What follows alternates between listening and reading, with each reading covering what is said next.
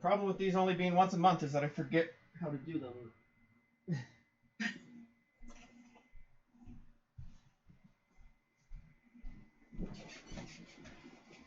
All right, this will be the final of the Regent's book meetings that I am hosting this term. Maybe next term there will be other people hosting them. Who knows? This one's going to be on Battlegames and what makes them good, monsters, quests, all sorts of similar things. I know Dratz in particular was hoping to speak to it. Dratz, did you want to just kick us off and start talking? Wow. Throw me on the spot. Not a big problem at all. Well, I don't have like an agenda or anything like that. Just I feel like I have lots of input I can add to be mindful of design of the battle games. So like depending on what's being talked about, I will jump in. Okay. Someone just you messaged me. All right. And that's also you. And Bridget's saying to respond to you. All right. So yeah. Maybe let's divide this in between battle games, monsters, and quests. So let's start off with just standard battle games, not linked to anything, standalone day at the park. What do you think makes a good battle game? What do you think people are looking for in one? How do you balance them?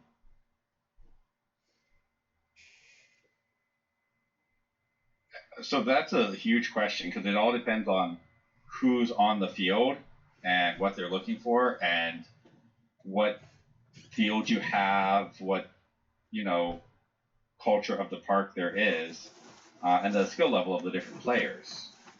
Because when you're designing a battle game for a normal park day, it's very easy to have a general battle game that won't work with the people you have, or that will be boring with the people you have. So you have to be mindful of that, I think. And I don't think everyone takes that into consideration. They're like, oh, this battle game is just good. And it's like, well, yeah, the people understand the rules or understand the objective. With a lot of new players, it's, you need very simple objectives. But also, you need objectives that the veteran players are just going to win by. Left, so he's here and he can head over to Home Depot with us tonight. You need objectives that it's not like. One thing I think a lot of people mess up on when they're designing a battle game is they'll make an objective that is basically kill the other team and we win. And what that means is like if the death count for the battle game is 1 minute and the objective is hold a spot for 30 seconds, then you wipe the other team, you win.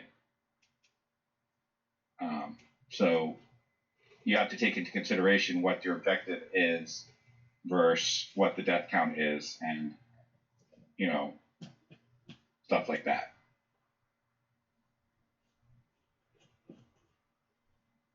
Okay. Anyone else have thoughts?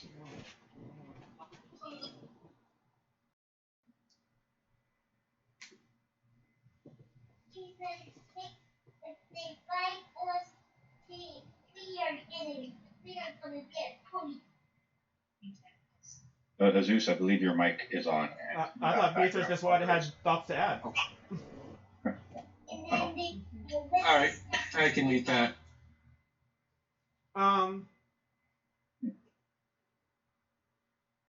Yeah, the level of the park, how many people are in the park, what classes are being played, if there's bows on the field or not.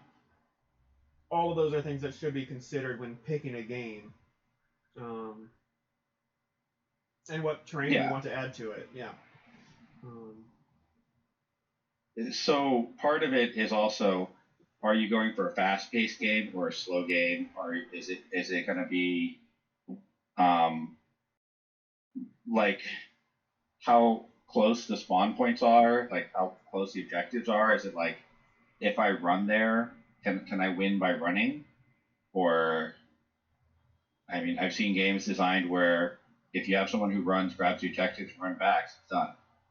And that's like, well, okay, so where's the amp guard in that? That's a race. So your design of your game should definitely encourage there to be fighting and to be ability use beyond just stitching. And there should be consideration for what abilities are there and trying to balance around that. Like, I've seen games like you want to make it so like ice ball doesn't just win the game. Like, oh look, I ice balled everyone, we win. Also, designing a game with life pools, you have to be very mindful of resurrect and undead minion and how those interact with the game design. And I think that's a bigger deal in larger games than in small games. Yeah, and a lot of the time, if a game is really fast paced, you get like how much are class abilities even going to get used if it's a really fast game? Yeah. It might just come down to, yeah, you have abilities, but you don't have time to use them.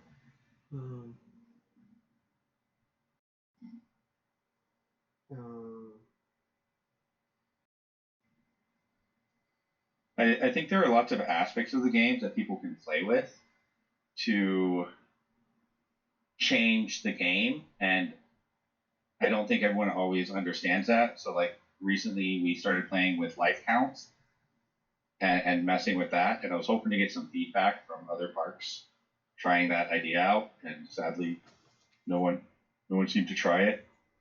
But it worked really well when we tried it, and that was, you start at a 5-second death count, and every time you die, your death count, or it was 10 seconds, and every time you die, your death count went up by 10 seconds.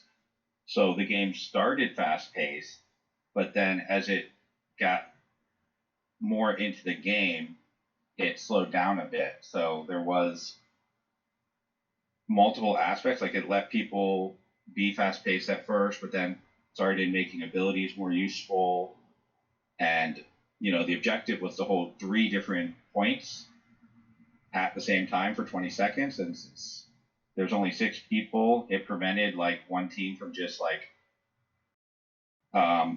you had to split up your team, which was a good aspect of it, because a lot of times people would just stay together and work together, and that's great. But like when the objective is splitting up, it encourages different types of teamwork. And you couldn't just run and hold all the points at first because the respawn was too fast. So. Yeah, that brings up an interesting concept, and that makes deaths in the late game like substantially more detrimental to your ability to potentially gather that win. So, I mean, that does create an interesting scenario where you have to worry about, okay, do we try to rush in early, and do we use very high power, high kill potential abilities to try and secure points, or do we wait until maybe they've kind of exhausted themselves a little bit? They use more of their abilities. Yeah, it worked really well because at the beginning the game was just kill the other team.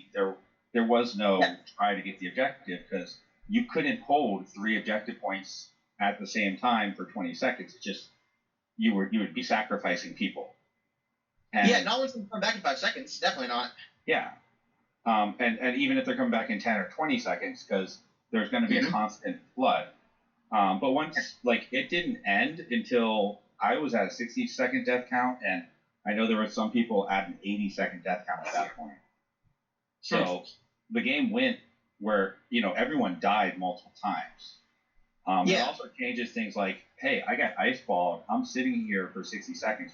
We made this a full count game. A lot of times with smaller parks, we'll do half count games just to keep things moving. Yeah, absolutely. But for this game, we went full count, and that's like I ice balled someone on their first life. they're out for 60 seconds, but they're not going to lose during that time because everyone's coming alive so fast. So it's better for them to sit in the ice ball and not get the hit to their death count instead of taking the death. Where sometimes I'll see game designs where it's like, okay, death count's 20 seconds. Well, now ice ball's a kill spell. Yeah. Because why sit there for 60 seconds when you can be back in 20? Yeah. It devalues death. Those longer spell times. Yeah, and so I think that's something people have to consider when they're coming up with the different life pools, the way people respawn. I'm a big fan of, if you want the game to be fast-paced, have like 2 ways to respawn, either 60 seconds and or 5 or 6 people are dead at once. Yeah. Because then you never have a full wipe. Yep.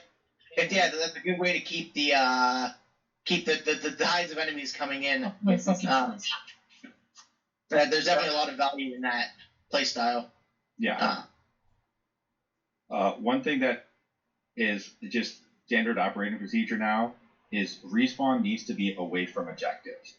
Yes. Oftentimes you'll spawn at base and the objective will be at base, and it's just like, no, you need to have two bases.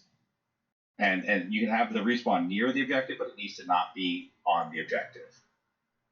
Yeah. I think putting them as like the same point that breeds a lot of you'll always be complaining about people spawn camping, but that makes that a more viable concern, or it makes it a worse concern because people could say, we aren't camping your spawn, we're trying to take the objective.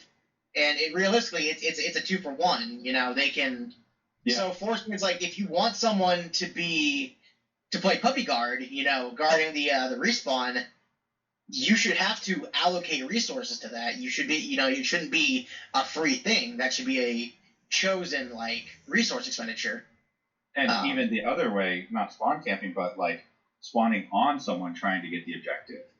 Yep. That's always never live, bang, bang, bang. You can't hit me as I get into position, then I call alive, and that it's just caused problems always. So it creates a bad chaos in the field. Definitely. Yeah. Moving the objective away from the spawn has been very helpful. Even when it's you have to get the objective and bring it back to base, the base you bring it back to is different than the base you spawn to. Absolutely. That's how we do it at Agers Hall. We are also a smaller park. So whether we have multiple capture points or whatever our win objective is, our spawns are always probably between 20 and 50 feet away, just so no one gets blindsided, because that's just not fun. Yeah. It's, like I said, it's bad chaos. It's something that isn't fun or conducive to the fun of the battle game. I mean, so it's just, it rubs people the wrong way. These are little design things that I think get overlooked a lot, which leads to unhealthier gameplay. So another thing, recovering gear, archers and spellcasters. So if your spawn is too quick, or it's one of those hey, 5 people pop, it's difficult for people who need to take the time to be dead to get their equipment to come back alive, or they're going to just keep coming back alive weaker and weaker. Yes. So, and that's that's a thing with fast-paced games. If it's a fast-paced game, the archer, you have 10 arrows. That's your game. If it's going longer than 10 arrows, something's wrong. Yeah, and I think that's one of the issues I see with the. I've seen two camps that people have on a respawn. One is the camp of you start your spawn count when you get back to base, and the other one's you start your spawn count when you die. I dramatically prefer spawn count starts when you die, because that helps people who have to go collect. I agree. And things like that. And that's how I've always done things. Yeah. Yeah. But you see some people with a 6-second spawn count at your base. It's yeah. It's ridiculous, yeah. If it's a spawn count at your base, they should be allowed to tag the base and then go fetch. Which is, it's okay, you're dead, you're supposed to be able to go get your equipment. Yeah, it's the way that the rulebook designs games is definitely made to benefit certain types of players more than others. So I think like little quality of life changes like that, like letting people go out and pick up their stuff while counting their death count, like that's huge. Yeah. Like in being, yeah. So I mean, you might say, there is the argument that part of the disadvantage to an archer is that they have to go collect their arrows because archery is safe or whatever. If you want to make an argument, I don't make that argument. But like that's part of the downside of playing that class. Why? It's not fun. Like it's not fun or conducive to gameplay. It's like building in detriments to certain classes. Yeah. Yeah, it hits wrong. Yeah, I field about 25 arrows every game, and that's still run out. So yeah, Yeah. Now, Can't hear I'm you, not boss. saying all games shouldn't be fast paced, because you're definitely going to want people to have fast paced games. Sure. But just be mindful. Like if every game you run is the archer never has time to get their arrows, then that's very detrimental, and not just archers. Yeah, you're not having a lot of archers on your field to that. Yeah. Yeah, I don't know if you guys have covered this. Sorry to interrupt. Very fun. I was gonna say I don't know if you guys have covered this yet or not, but having battle games really should be designed around the group playing them. Yeah. It's like sorry for that. It's good to have like a playbook of games you can play, but even standard sort of cookie cutter games, you need to take the time to mold them to your group, particularly if you have people who are young and energetic and have all this stamina to run around and they want really fast-paced games. Yeah, you play fast-paced games. If you have a more diverse field, and then some people may be older, slower, some people are like me and they're just super lazy, and they like kind of games that require a bit more of a slower pace. That's also something that's very valuable. Anything, Halabear? What's that? I said, are you insinuating anything, Halabear? That I'm lazy and I hate fast-paced games because I'm lazy and The older, slower-paced games. No, I was going to mention that's actually something we talked about right at the beginning. Is we mentioned that you have to design the game around the people at the field. Yeah, so I'm late, so I'm not sure what you guys have covered yet or not. That was the first point made, because that is definitely the truth. Like, a game that works for 10 people who are all running versus a battle game that's a bunch of casters and slowpokes and archers. Because it's not just the fitness level of the field, but also what classes they're playing. Yeah, play style and all that comes into play with it. Yeah, because if you have someone playing a healer and you're doing a life pool, that just doesn't work. Mm-hmm. Life pools and healers are silly. Yeah. Bacchus, you're muted, or we can't hear you. Sorry, I'm gonna push the talk. I was saying it does if assassins were doing their jobs. Well, yeah. Well, let's not get into requisite skill level to play classes. But yeah, I mean, in life pool games, healers become exorbitantly valuable. I think that. Now, don't quote me on this because I didn't play V7, but I hear that's one of the big changes from V7 to V8 is the life pool to just timer. Games with respawns, that like life pools were a lot more common in V7 and more standard, I guess. But that was also due to the pace of the gaming, as it is. Yeah. So I think. Perez is on a charge now. Mm-hmm. It wasn't a charge before. Okay. So it was a limited resource. Now there's unlimited resource of res. Mm-hmm. Like, even if you have assassins doing assassinate, you still have greater release experienced and, unlimited res, unlimited summon dead, unlimited greater release. There is no life pool. Yeah. Which, yeah, and it's like when you see life pool games in Amcard nowadays, they always feel kind of, it feels like a lot of life pool games are decided at team selection. At least in my experience, granted. Yeah. But, yeah, unless the teams are, perfectly balanced, I mean, with, number of classes, skill of the players playing those classes, there's always going to be something that turns any game that turns into kill your killer, or kill your opponent. Objectives go out the window, it becomes easier just to kill them,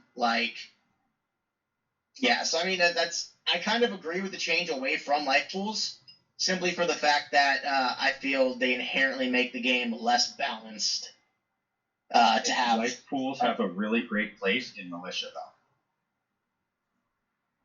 though. Yeah, I can see that one. That's a bit more fair, say.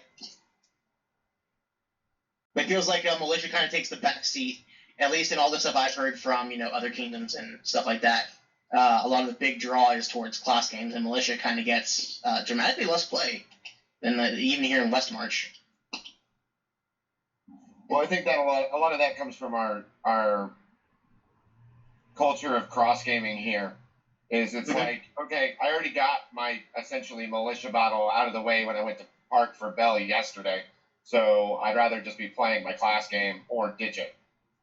Yeah, that's fair. We do have a very high quantity of cross gamers here, which I think is a fantastic thing, honestly. For us as a group.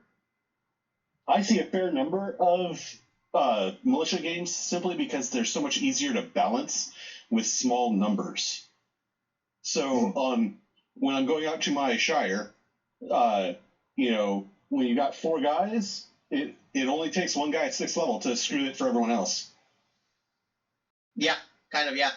When Winton hit 6th level Druid, he was the only caster at our park, and that was a literal game changer.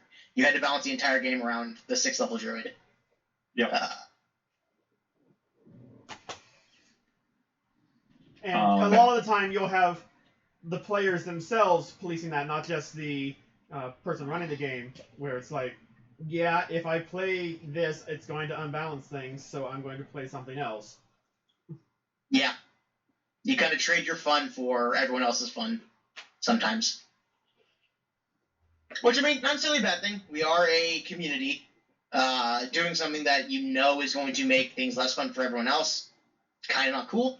But at the same time, I mean, if you are a very hyper-competitive player in a very casual park, at what point do you just stop doing it altogether because you aren't having any fun? There is that. Also, you get rusty in the class. Mm-hmm. Yep. I haven't had to play 6th level Druid a lot, and, I feel a little rusty. Yeah, I don't know what the last time I picked up a bow during a battle game was. Yeah. Oh. I've definitely gotten lazy in my class gaming. And yeah, just not having the ability to play at a super high level if you're a very a very serious battle gamer, can definitely drag on. It can drag you down. That being said, it is important, especially for Paragons at their parks, to occasionally whip out the sash and, go flopping around a little bit, because it shows other people what is possible. Yeah, sure, you're going to waffle stomp a lot of things, but I've gone out and been like, all right, I'm a Paragon healer. I'm going to show you guys why I'm a Paragon healer. And the other team, they started trying to figure out ways to stop me. And yeah, I still won a bunch, but they learned a crap ton having to fight me like that. I don't do it every fight, but every few weeks I'll pull out one of my max levels and play real hard. Yeah, because I mean, if it happens every week, it's demoralizing. But if it happens every so often, like, it's a lesson, you know? Yeah, we're here to have fun, but, like, there's so much more to the game than a casual battle game every week or, you know, every weekend. And that's good for getting new people's feet into the game, really, to kind of see that potential, as long as, like you said, isn't overdone. Yep. So another thing for battle games, so I think we talked about like different designing around the player base, being mindful of the pace, being mindful of different classes and how they interact with the battle game, whether like ice ball is going to be too powerful or too weak, res and stuff like that. Are you going to get to use abilities at all? Is, you know, making sure like you allow different abilities to stay in the game is huge. Like, don't make everything so like insubstantial is a useless ability. And I think that comes more into play when you start looking at like monster design for quests or other battle games designs. One thing I like with battle games is bringing in a MacGuffin or a widget. You know, some object that's either, you know, you're collecting this, but also can be used or adds an ability to the game. One of the great ones we did was like the sword of the Dark Knight, and it was just my greatsword, and the team to get 10 kills with the greatsword first won. And nothing said you couldn't kill your own players. Yep. Interesting. But you could only the sword kills from the sword counting. And it means that you're short players while they're rezzing, so yeah. Yeah. But when you throw stuff like that in, it's important to consider how it interacts with classes. Like, it's a greatsword, but you're letting any class use it. Fine. Right? Yeah. And I think some people are like, well, you can only use it if your class can use it and stuff like that. I think that's very limiting.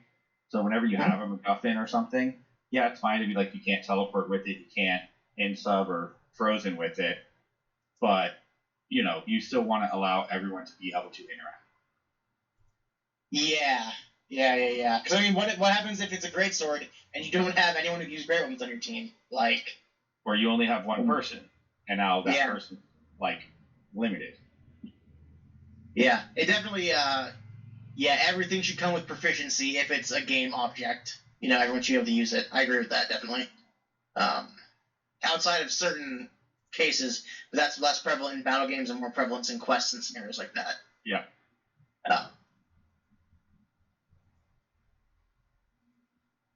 Let's see. Another thing that Dratz mentioned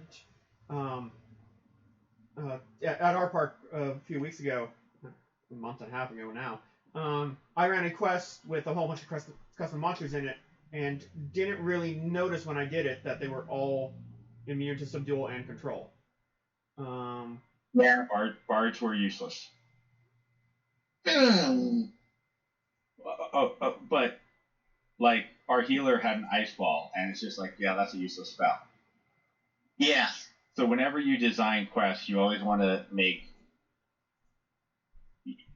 basically check each school, would be my suggestion, and make sure that every school has a use.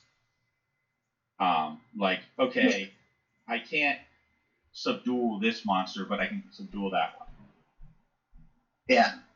I think Subdual and Command being the most common of resistances, it does screw Bards a little bit, and I'd feel worse for Bards if Bards didn't have such an extensive kit. Like, you can still do stuff as a Bard. But they were undead also, so they were immune to death. It was death and command that was the problem. Okay, death and command. I call that a fairer spread, personally, because command's still in there. That doesn't completely hamper someone who doesn't like to be a very physical Bard's kit. But yeah, to do that. Well, no, because Bards don't have subdual spells. Oh, Bards don't have any subdual, huh? No. Subduals are spell balls. Their command and terror. Gotcha. Okay, I don't play Bard very often, Yeah. so that's okay. Gotcha. There was also, we had a healer who loves his ice balls, but then like there was a game where everything was immune to the duel. He's like, yeah, this spell is useless, and it's his That's bread fair. and butter. So it's like, that's not good. It should be. It's fine to have spells have limited use. One thing you can do is, instead of designing monsters that are immune to stuff, give them an ability like I shall overcome, shake it off. So Or if you give- resistant. yeah, so they're more resistant. So like, you want this thing to be a juggernaut that can't be stopped. Cool, just give it unlimited. Shake it off.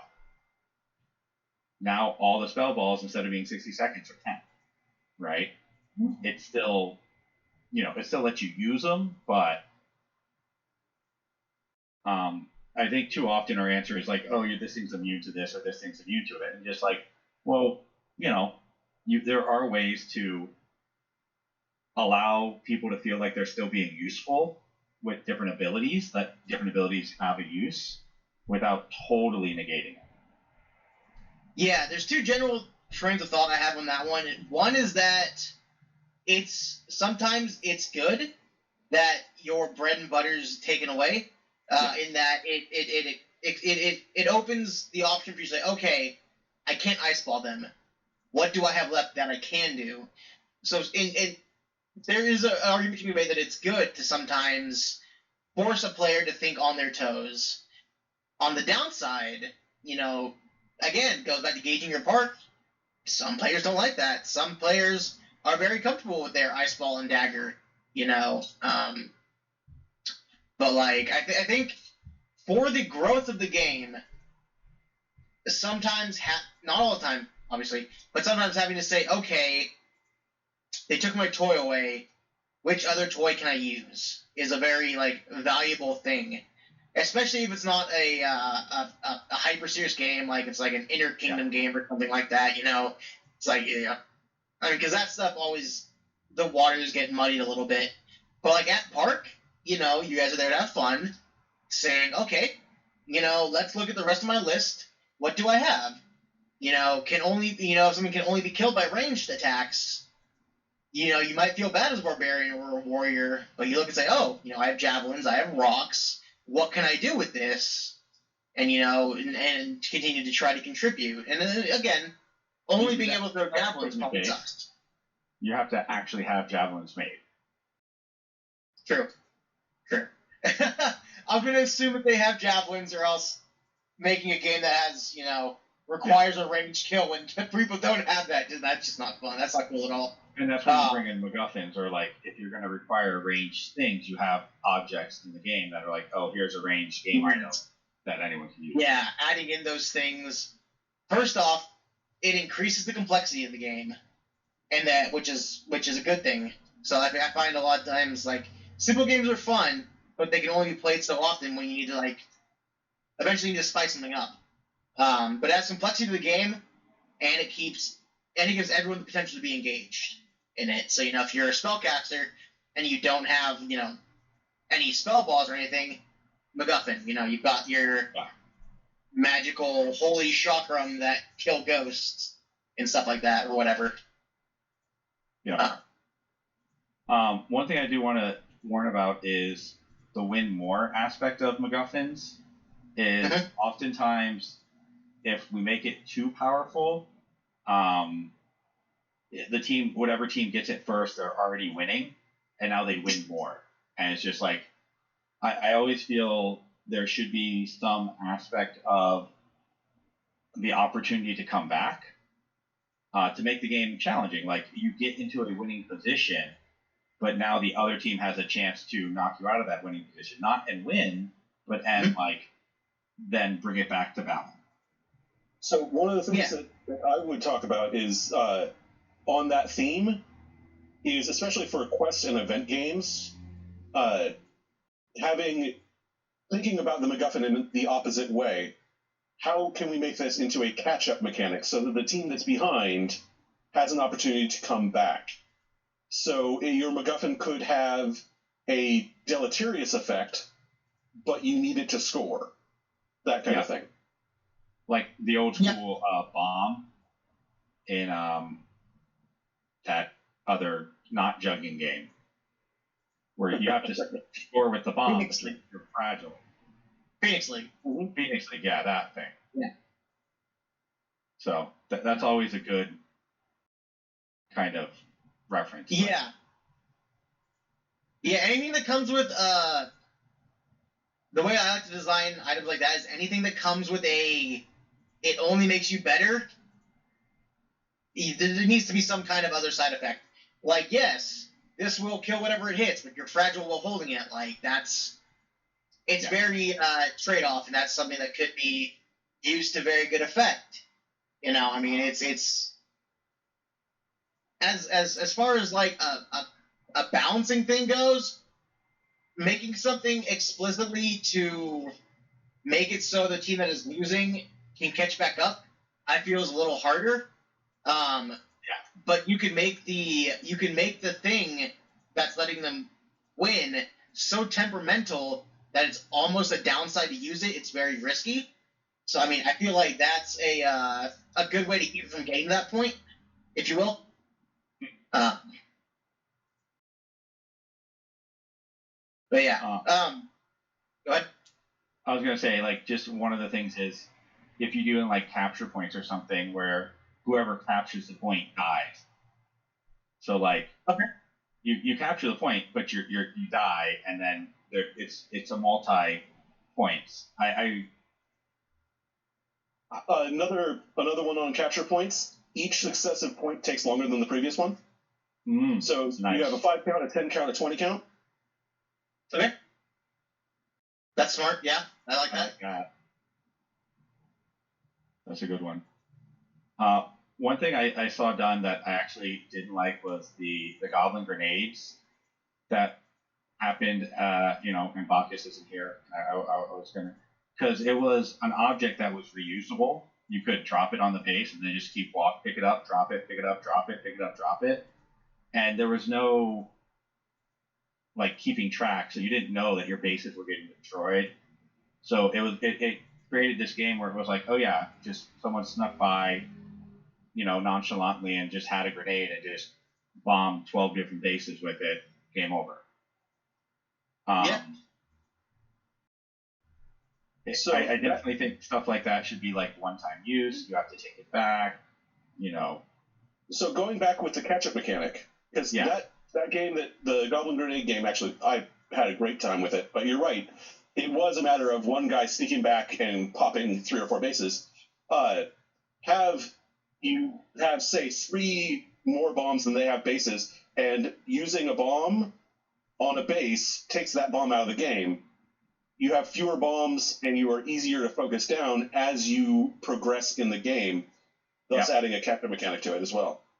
Yeah, and I would have liked that more, just because it's, it allows... There's time delay between the bases getting destroyed. Also, there should be some announcement, like, oh, base destroyed, or like some sort of like signal, like, hey, this thing happened, instead of it being just subtle, like boom, boom, boom, like. Yeah. So. From a practicality point of view, the Reeves were calling out that bases were destroyed, but battle games are loud and active things, and so I know that I only heard it when I was standing right next to Lothar. For larger games, especially like event games, having like an air horn or something that can be heard, because your verbals never get heard in events. Oh yeah. Because there's too much yelling going on. And having something like an air horn or some way that the Reeves can signal that event would be something that Warcrafts should be looking at. Yeah, definitely. I agree on that aspect. Communication, that's a good point. Communication is very hard on the battlefield. Getting across verbals, calling out arrows if someone's standing near a pile of arrows and they get shot by an arrow, if they don't know which one hit them, it could be the red one, it could be the green one, it could be the yellow one. Like, people just don't know. Like, getting those call out is very hard. Equally so with the announcing of like enchantments at the beginning of engagements, announcing armor points. Yeah, the field's very loud and chaotic. There is a lot of things that make it hard to actively communicate on the field. I'm a huge fan of visuals, so like the flags that change colors are great. We used to have a set of cones, if Azus ever brings them back, that were like 3 different colors. And so you could stack the cones, because they were just small, like soccer cones. So you'd have like green on top, and that's a neutral, and then like red and blue. So the red team could switch their cone to the top, and it's visual, everyone can see which cone's on top. So stuff like that's really nice. Yeah, there's, especially for when you get towards like bigger, more extravagant battle games, the implication of visual cues for these things is dramatically important. Because, I mean, if you've got, even 20 to 25 people on the field, like, that's a lot of people. There's likely to be several captures. There's a lot of noise. You've got the sound of combat going on. Everyone's done the thing where they just slap their sword right on their shield and it makes that loud crack. Like, the game is loud. Yep. So having those clear, like, the flags, those clear delineators on what is active, what needs to be going, it's just so valuable. One thing I think is useful for battle games is, instead of having things be a count, have things be a charging can. It teaches everyone to do the charging camp better, which is needed for every class, except for barbarians, unless that rule passed. Yeah. I both agree and I agree that yes, it is valuable and it does help. I disagree in the fact that that sounds like a lot more work that I really don't want to do personally. But like I definitely see the value in that it forces you to learn the charging camp, which like you said was valuable. And the only issue is that if you have a stutter, if you have a lisp, if you aren't a very quick talker, it could take, probably not super reasonably, like a hugely unreasonable amount of time longer, but it can take longer to do the similar things to what the rest of your team is trying to do or the enemy team is trying to do in that aspect, which, yeah, that sucks. But I think that's a small enough like niche case that is likely not to be much of an issue. Well, it's also, counting to 20, 2 different people are going to count to 20 at different speeds. Yeah. Or if it's like holding for 20 seconds, then it's like, okay, well, you need a time,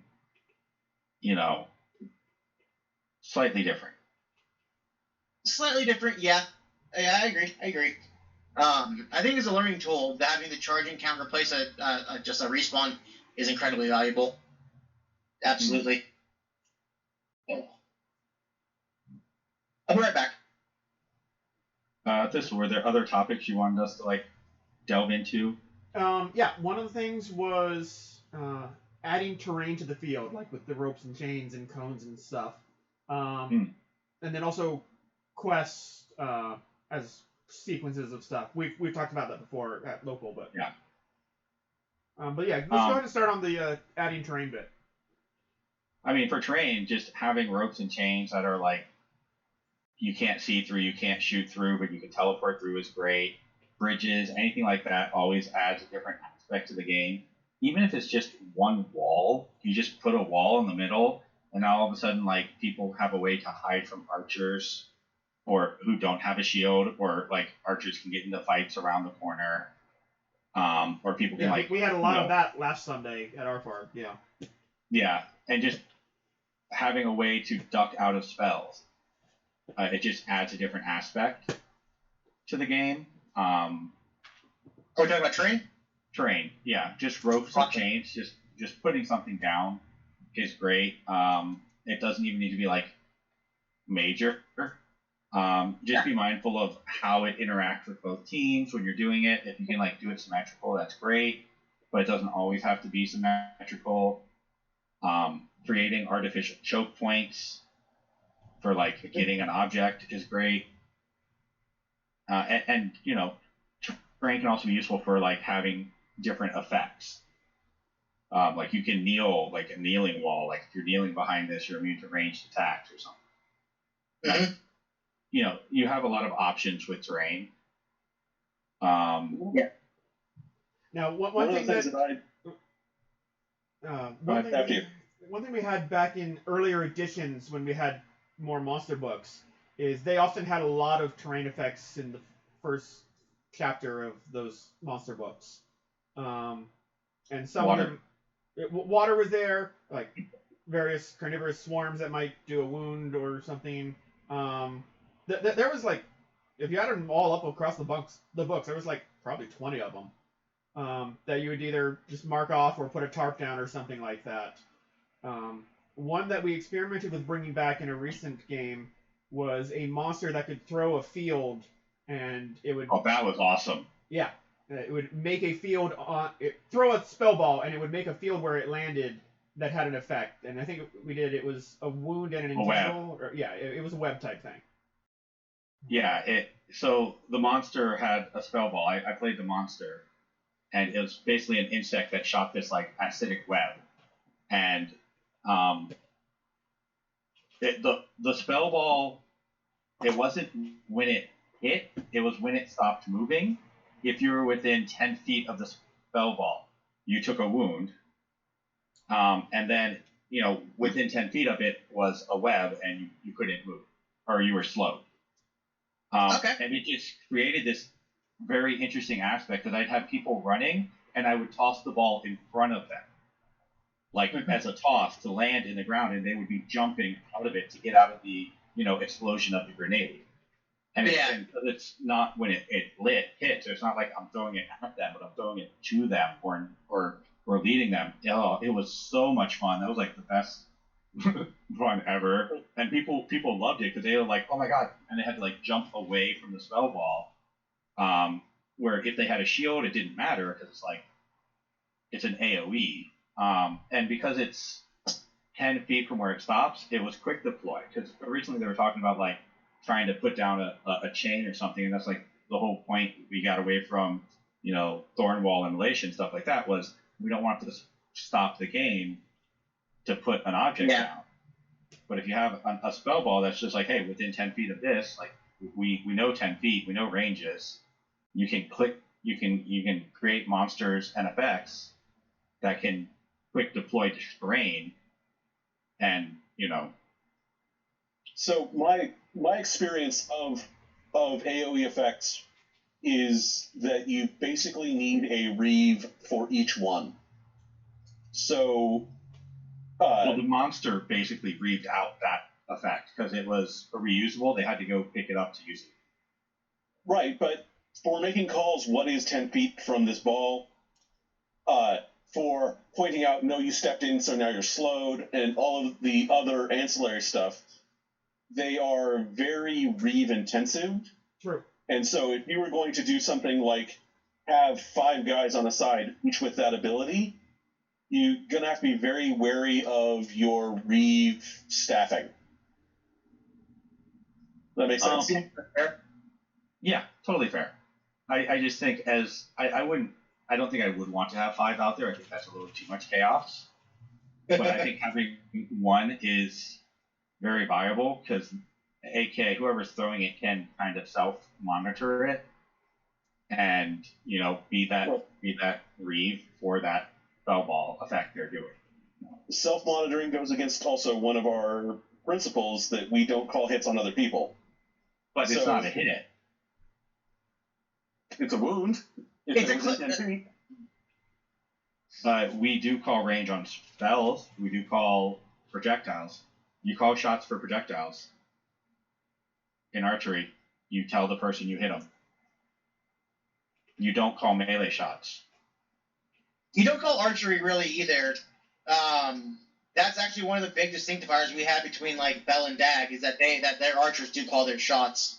The only thing that I've seen reasonably in that defense is that like a spell ball hitting Garb, maybe that someone didn't feel. You can say, hey, that hit your cloak flowing behind you or something like that as clarification. But I mean that which is also something I take umbrage with. We shouldn't have to do that. But yeah, I think what that would be more akin to would be like clarifying effects. Mm-hmm. Like, it's like, yeah, if someone gets hit by an arrow, they didn't realize it had a yellow cover, and they keep walking, you say, hey, that was a pinning arrow. You know, you're stopped. I think that'd probably be closer to clarifying effects. The only thing I see with that is that now that monster basically just has to reave their effect, and they can't really do a whole lot else. But I mean, but if that's the monster's effect, yeah. You know, if that's the main thing the monster's doing, it's pretty fine. Yeah. Other than that, Yeah. it had Devour Corpse and then some defensive stuff, and that was about it. Yeah. Yeah, like if that is its whole shtick, and like it's not going to be going out and with natural armor beating on people with swords and stuff, then yeah, that's fine if it's a relatively stationary thing and all this and that. Yeah, I agree with that. Yeah, for a small game, it's a fun little, I wouldn't put it in a big battle game where you're throwing that into a swarm of 10 people. No. But Yeah, when that's fair. You're trying to, you're baiting one person to run into something like that, it becomes a really fun mini game people are engaging in. Yep, I agree with that. On the subject of terrain, I also wanted to point out two caveats. One, narrow hallways can become choke points, which is their design purpose. But occasionally, if you have over-enthusiastic participants, they can involve a lot of body checking. So Are you talking? Are you talking artificial hallways, like where we lay down rope, or are you talking some real terrain? where you're laying down rope. Okay. I've had to call hold for more than one body checking incident. Yeah, it happened. That's Your why shoulder is not a valid tool for moving people out of the way. Yeah, my first out of park day, we went to Misty Vale, and that happened in a doorway where someone in 6 points of armor just came bowling through and knocked a bunch of people over. So I mean, yeah, that definitely does happen. Doorways are another thing to be very conscious of because they are incredibly defensible positions. And while it is especially and obviously from ranged and spell attacks, you can duck behind the wall from a verbal and you have a whole bunch of cover on range attacks. There's a lot of swinging around the wall in melee that is can end up annoying, but it's also an incredibly tough nut to crack with even teams. So it is not a thing that I'm saying you shouldn't use, but it's something that you should be conscious of when laying out terrain.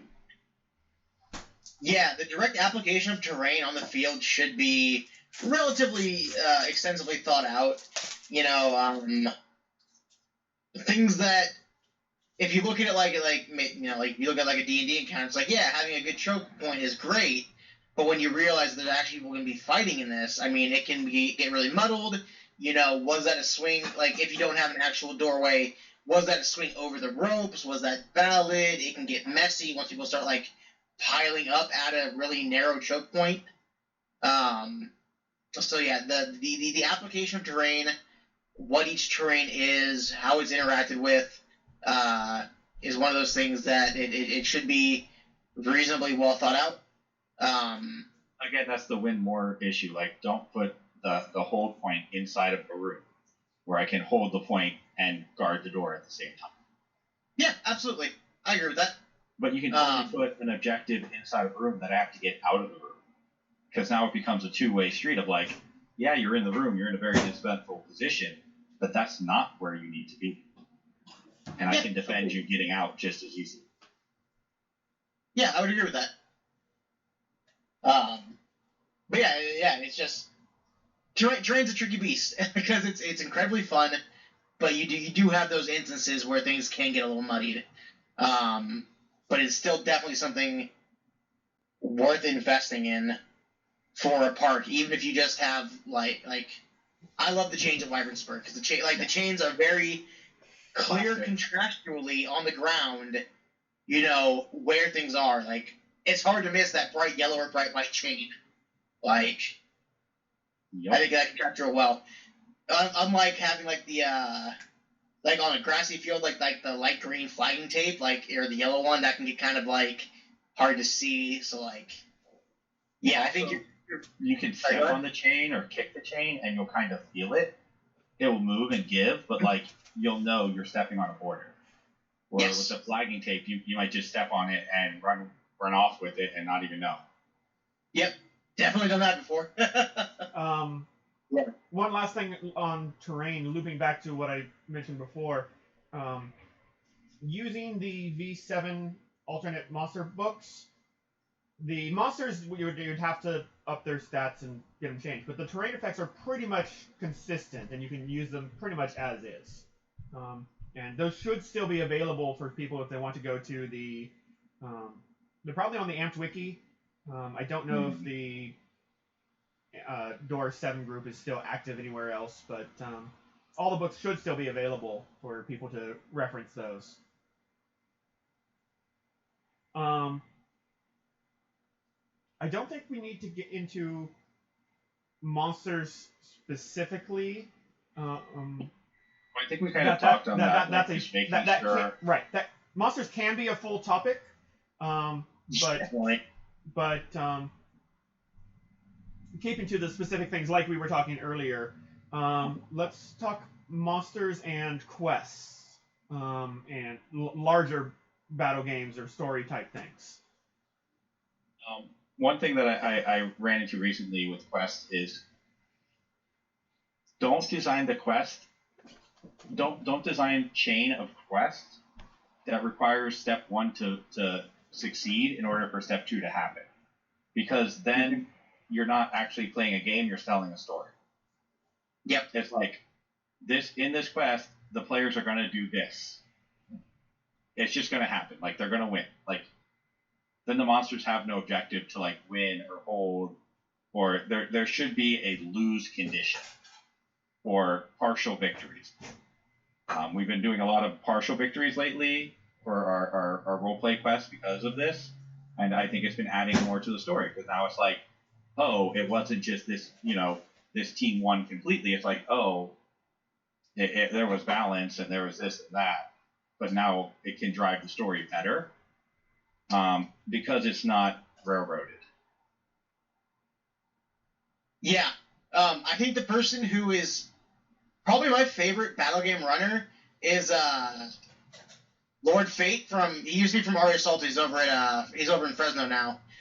He was really, really good about running quests that always had alternate endings. It was it was always, if hero team loses, this happens. If hero team wins, this happened. I guarantee he had a map somewhere, just a tree with a ton of different routes coming off.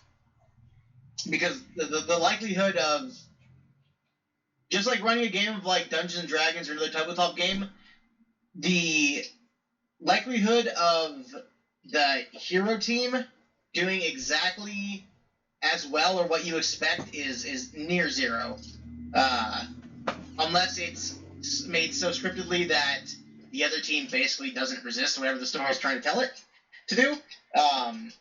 But there's always going to be some variation. Having a very rigidly defined storyline for a set of scenarios is likely going to lead you to a very, very upsetting place. Yep. That's something I find very valuable when I run quests, is giving, and even before the actual game itself, getting player input. I like to run them sort of like choose your own adventure things, where you get given multiple paths and multiple things you can do within those paths, to ensure most player agency and, that the players are actually doing what they want to in this, I guess, storyline. Yeah, there's a real heavy emphasis on the storytelling aspect of quests, that I think is a nice change from our standard battle games, which are very, you die, you fight, you die, you rise, you fight again, you die, you fight, you rise again. And I think it's a very stark but necessary contrast we have between the two, because at the end of the day, we are a live action role playing group, even if we don't exactly operate like one at all times. So having those options, I believe, is very nice. Yeah, I remember on what you said about having options within it. I remember one of the very first games I ran as a big quest with multiple lands and stuff was back down in SSD. And we had lots of people show up from all over what's now Westmarch, and we made sure that the quest had a lot of different types of things people could do. There was puzzles over here, there was weird monsters over there, there was straight up fights over there. And having all those different options for people to try out, so that everyone has got something they can do within the system. And everyone really liked the quest from what they were telling me. So. Yeah, I think that's. Yeah. Go ahead, So one of the things that I've noticed is we're talking about quests and monsters, apparently, because I've been thinking about monsters. But one of the things with the multi-point quests where you've got all those different things going, and you see this a lot at things like Flirtastic, is that in these PvE type quests, you end up with a lot of necessary people. And while there's usually enough non-combatants to fill all of the necessary roles for, like, monitoring puzzles or quest givers or all of the other roleplay interactions, there's usually a dearth of fighters, or at least a dearth of fighters compared to what you are facing off against. And one of the big flaws that I've seen happen in these kinds of quests is that they try to make up for the fact that their combat encounter is going to be outnumbered 3 or 4 to 1 by just giving them some monster powers. And that is not a good choice. That you never actually balance the person. It doesn't, really work that well. So there's a number of ways to get around that. And for example, one is the Pop Goblin. If you want to have 20 orcs or whatever in a maze, you don't need 20 people. You need 4 people with a bunch of lives and an instant death count. That's the ants I used at the last Flirtastic. I'm sorry, I didn't hear that. The bugs I used at the last Flirtastic that just kept respawning. Yeah. Yeah, I was thinking of one of the Halloween events that I'm forgetting the name of. The Bear always ran. Dungeon. That there were 4 orcs and we had a 2.5 minute death count. That's not going to end up working. And you can't be in this next part of the dungeon because you were in the last part of the dungeon. Well, yeah, we can. Yeah. We can continue to harass them, and that is going to maximize the number of fighters that you have on the Op 4. And on the subject of monsters, one of the things that I ask myself when I'm designing a game, whenever I'm tempted to put in a monster, the first thing I ask myself is this monster necessary? I could design a new monster, or if I wanted a monster that was tough and immune to subdual, I could make him a barbarian. And I could make this a wizard with a specific spell list. I could make this a druid. And one of the reasons why I do that is that it is easier both for the person playing the monster, because they'll generally know the class abilities that they're being presented with. And it's easier for the players because they know what those abilities do. And while the incants may not be right, you can do alternate incants. Or you can just accept that that the incant that they're using is just a stand-in for timing. I mean, you can also just give a monster Swift. Unlimited Swift. You have unlimited Swift. You have unlimited innate. You have, you can take a class and just give them a cheat ability. Oh, absolutely. And you're permanently attuned. And there is oh god, my brain's not working. The flexibility, especially in the caster classes, is so huge that you could probably get most of what you want out of a monster by just tweaking a caster class or just giving them a specific spell list. I mean, most monsters are just druids anyways. Because you're not wrong. Monsters. It's a whole other again, conversation. most classes are just subclasses of druid. So. Yeah, druids end up being everything else than they are themselves.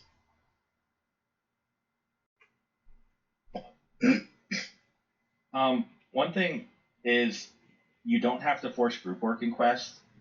And I think I did this with the white elephant a few years back, where it's like, oh, you had to do this thing to get a saddle, to get a horse, to go to the monster. And, I wanted them to travel together to go to the monster. I let someone go to the monster by themselves first. And they just died. They died horribly. It was not even, a chance.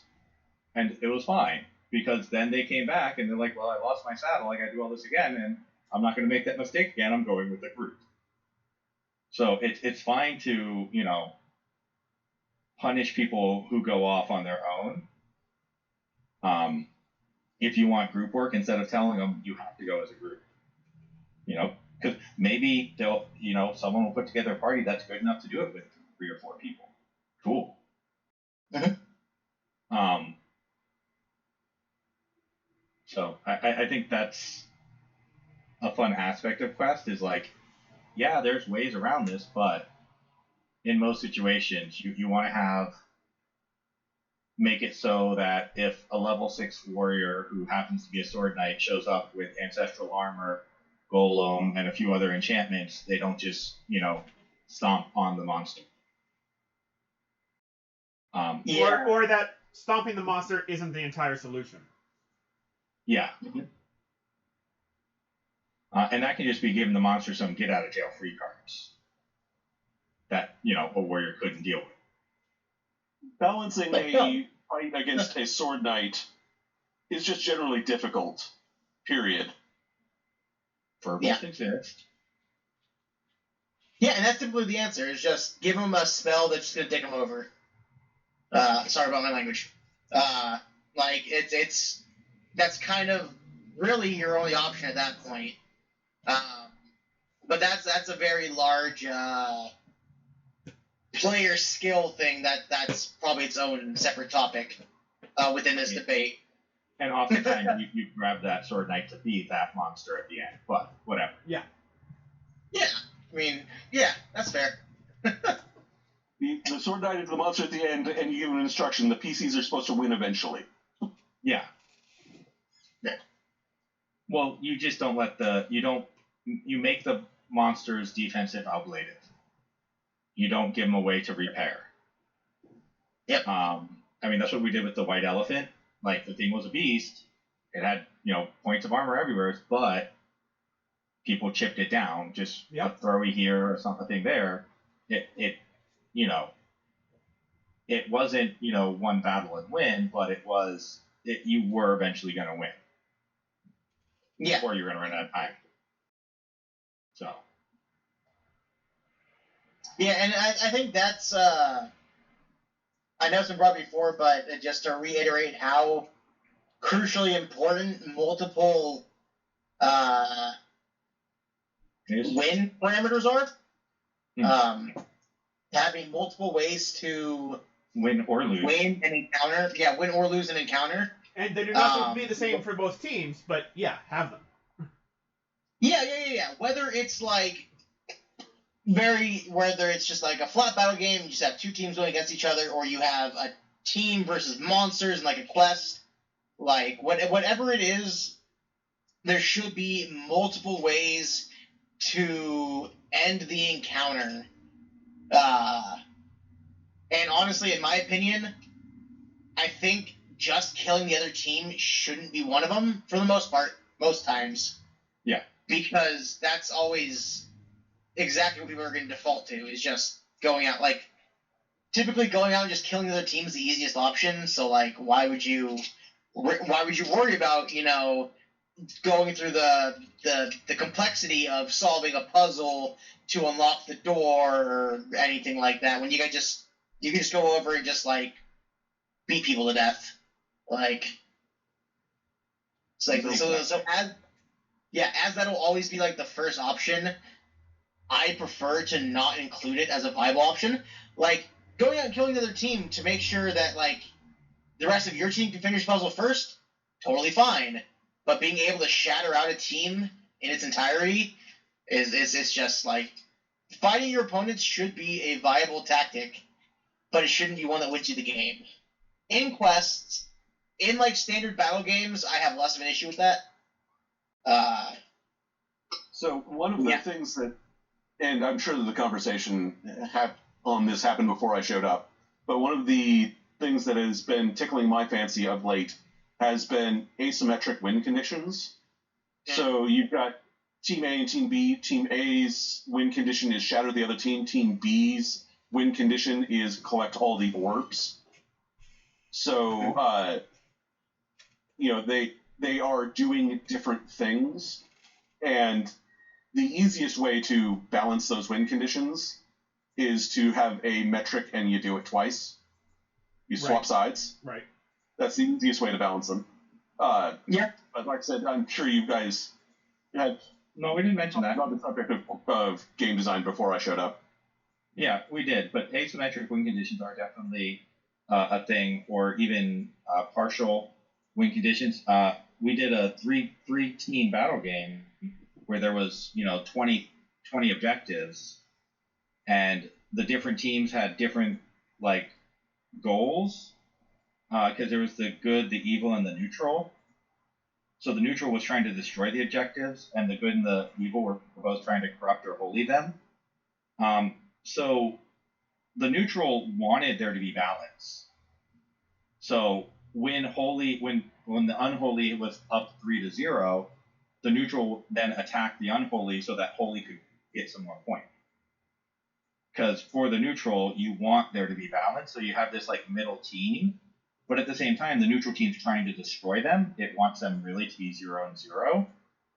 But, it's like, well, you have 3, you have 0. If I destroy 17, then it's going to be too corrupt. So I need to get 3 over there, and I'll destroy the other.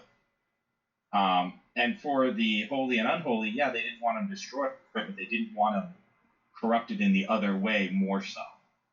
So it had different levels of motivation and switching motivation. And that's like a very asymmetric win condition idea also.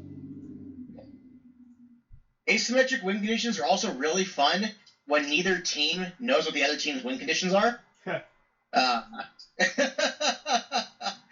So if you don't know what the other team has to do to win, you're more likely to explore all your options to win yourself in the game, and it's something that kind of makes you.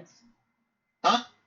You could do like a werewolf or a spy with that, where you could like everyone had like you give the teams their win conditions, and then you have like secret cards to everyone, and someone's win condition is like you got to kill this one specific person, and it may be on their own team. Yeah, we ran games like that for a while back, just based off of like werewolf and stuff, and like like the amount of conniving and team killing and like it's a whole lot of fun. See, it's different conditions because like I like the idea of having to get someone on your team to die, even especially if like you can't just walk up and like stab them in the back, because I think that's kind of lame. Yeah. But like if you just abandon them in the middle of a fight, I mean maybe that's just the masochist in me, but like I think that stuff's a lot of fun. I think that could be really awesome. But I am tempted to get out my cane and discuss the Brownstone games, the origin of role-playing games as such, and you young whippersnappers.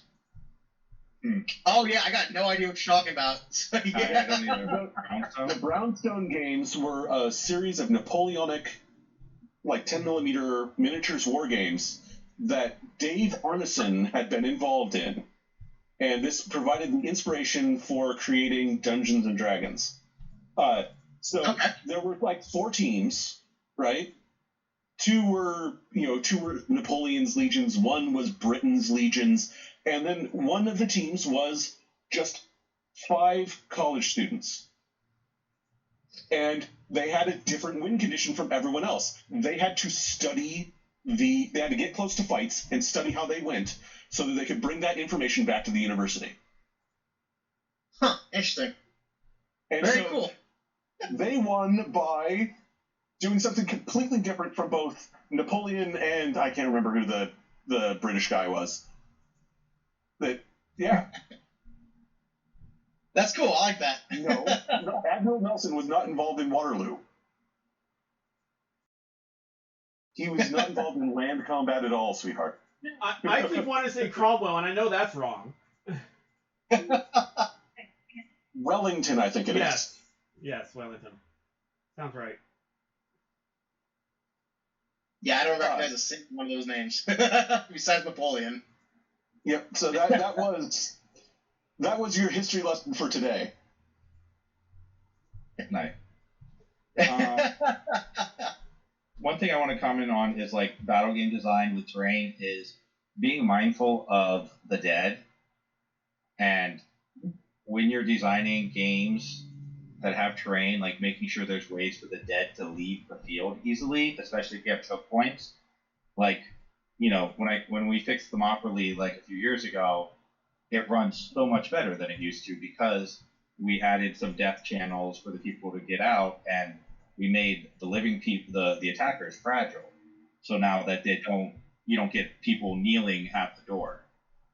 And so just being mindful of like, if this is a very high competitive game, how do you remove dead people safely or prevent people from getting in the way of the combat? Yeah. Good point. A minor but related point is equipment in the middle of a hallway. Oh yeah. That arrows get trampled in hallways, and having a reeve there and mindful of getting arrows out of the way of feet would probably be a helpful thing to consider.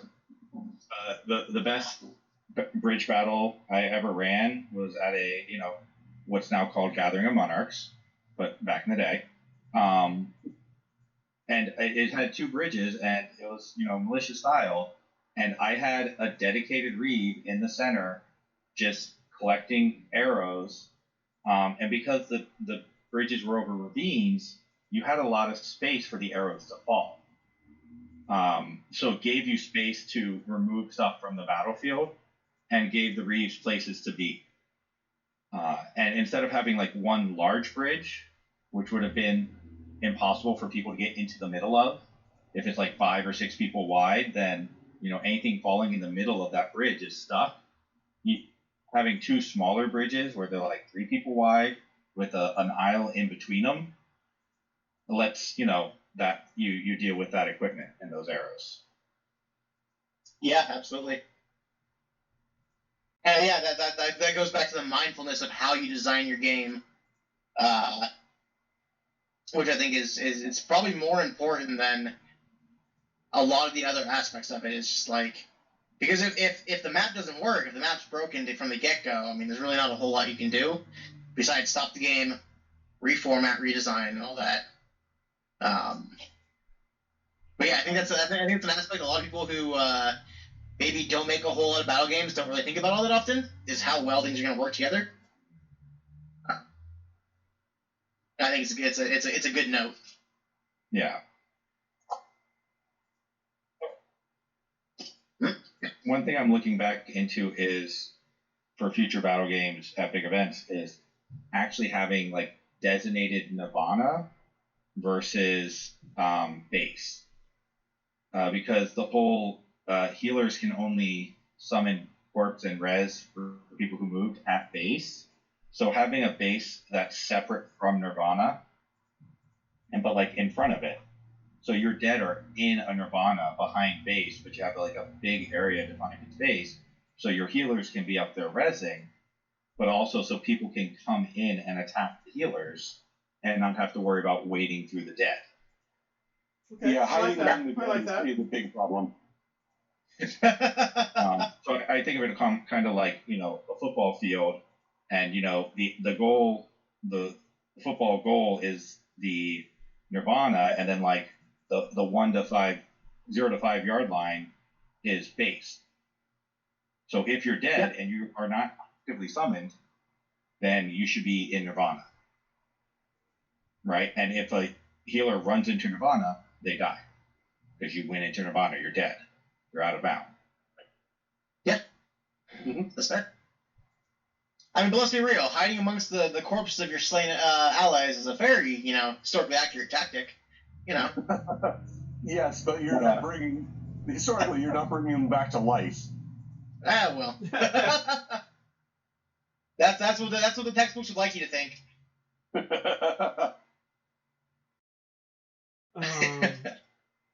So we just hit the hour-and-a-half mark. I'm happy to keep on hosting and recording longer. But I did want to point out one thing that one of our park members made the other day that went over really well was a set of quote-unquote manacles for our game, where we had some prisoners to rescue. And what it was this little wood and rope puzzle that if you managed to solve the puzzle, then you got out of your manacles and you could run off. Otherwise, you were stopped and could not use any abilities while you had the manacles on. You didn't have to actually wear them; it was just a puzzle, but it worked out pretty good. I really like that. That's cool. When I post this on YouTube, I will post the. He did a write-up on the things and how to solve them, and I'll post that with the YouTube video. Right on. And that brings up like another point about terrain / battle game design is objects. Heavy objects are basically a type of terrain when people have to carry them, and is it one hand, 2 hands? Does it make you slow? Can multiple people carry it at once? Stuff like that. So one of the things that I had heard from ages ago, I don't know who said it, was that if you're going to use a very heavy object, he recommended using an actual very heavy object. So I know that a guy designed a weighted dummy as a Qualls entry that it weighed like 25 pounds, which is a lot heavier than it sounds when you're trying to fight with it. I love that. They did the Viking games at like Gathering of Monarchs a long time ago, and one of the things was the pillage run, where they had rope set up at 3 foot, 2 foot, 3 foot, 2 foot. So you had to go under the 3 foot, over the 2 foot, and there was like 3 sets of those. And then there was like 3 villagers on like little points, and they had daggers, and you had a short sword, so you could kill them, and that would like take 2 seconds off your time. And then you grabbed a bag, and the bag was literally like 40 pounds of stuff. And the bag had to go under the 2 foot and over the 3 foot on the way back. So, you had to run with this heavy bag back through the ropes and stuff. That sounds exhausting. But it was a short run. I think I was told I got the second fastest time. You would. I won that. I can do anything. Strongman contest. But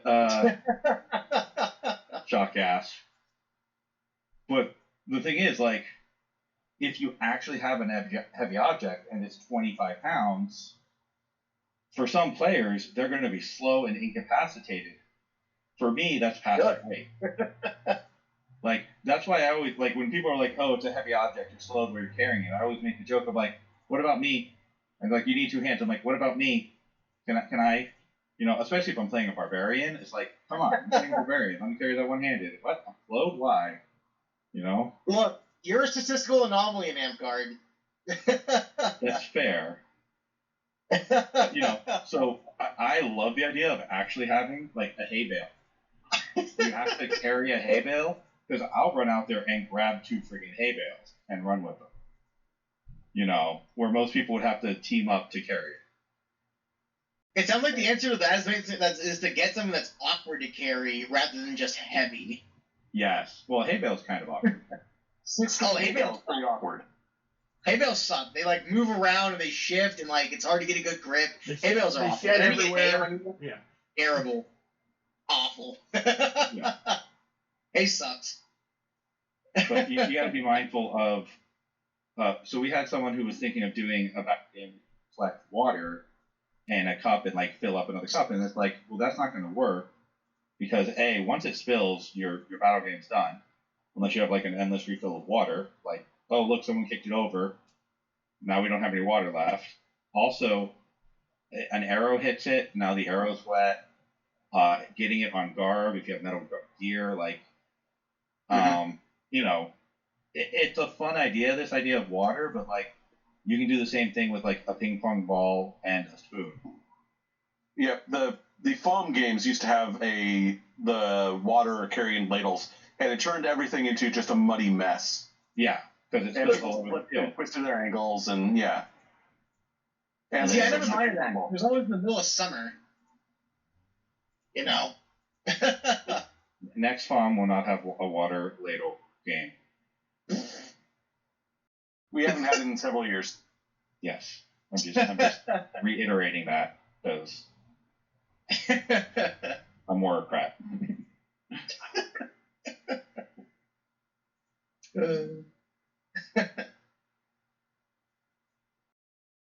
Though I do have some ideas for games I want to try. That will be different. And I don't mind if like bouncing them off the group if they're interested. One of them. Sure. I know that one of the problems that I had as FOM Warcraft at the time that I did it was that FOM was always a very difficult thing to run tests for because you don't have the number of people, you don't have them the right mentality.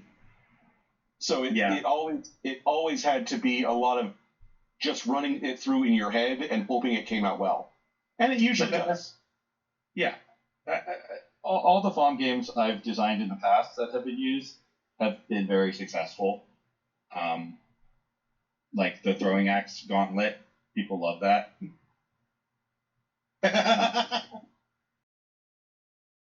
I mean, I love just watching it. It's great. Chaos. It was fun. I'm remembering the look on TB's face when he grabbed the axes that I made for him. Just and awful. He's like, oh god, these throw amazing. This is going to be so fun. No, he's like, oh my god, these are dense. Oh, yeah. This was back before I started making more friendly throwing axes, and oh my god, they were awful. So I apologize for that one. The game, I call it, is Unlikely Alliances. So it's going to have 4 teams in at once. And so from, like, let's say red, blue, green would be 1, 2, and 3. So player 1, player 2, player 3, and they'll all be giving a short sword. And then from team purple, they'll have any other 6 players. And they'll be giving any equipment. And it's a battle royale. The last 3 people alive get points for their team and individual point. And you get points for first, second, third. So even if you're the last person alive gets points. So you have this dichotomy of you have 3 people all on different teams, all solo, but they're also your best fighters. And then this team of 6 people who, as long as at least 3 of them win at the end, their team gets the points. So it turns into this, like, those unlikely alliances, those 3 solo players are probably going to team up to fight the other players, but then also at which points you start backstabbing your allies. And maybe not 6, maybe 4 or 5. Like, 3v5 seems a little harsh, especially short sword versus any weapons, but... Yeah, I think that was where I was kind of like, The quality of the player. Yeah. Yeah. One of the things I'd recommend is traditionally in farm games you're not allowed to select who is coming out. And so to ensure that it is not, purple team putting out numbers 1 through 5. Well, they can't. Because you can't do 1, 2, or 3. Because they're going to get used in the rotation in the other round of it. If we're gonna keep on this specific games for fun, I'm probably gonna stop the recording. Did anyone have more general things for Quest and Battle Games and types of monster things that work well in Quest and Battle Games? Something I found is I try to use it sparingly, but I have a rule as, I guess, like, the dungeon master, as I see myself as I run Quest games. Just like I would in a tabletop game, if you can really sell me on a dumb thing you want to do and make it make sense, I'll let you do it. Like boulders shattering frozen enemies, armor breaking, shield crushing, letting you break down doors, things like that. Because quests kind of vary from the directly competitive nature of your standard battle games, I like allowing the rule of cool to kind of take effect in that.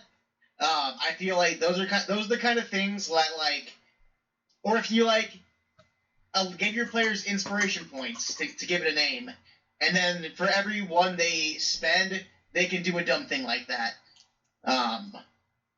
There's extraneous stuff you can do in Quest that you couldn't do in Battle Games that really enhance the quality of it. And the last thing before I get off, because I gotta go make dinner, Quest abilities. I really like those. They're in the book. They're very rarely used. If I'm gonna design like a reign-long set of quests, I have everybody at the park on their first day of the quest choose an ability that fits your character. Whether it's, I think there's like trap finding or lock picking, stuff like that. Choose one. Have fun with them because they are going to come up at some point. And I think those are fun tools to use to kind of immerse your players a little bit more in their character.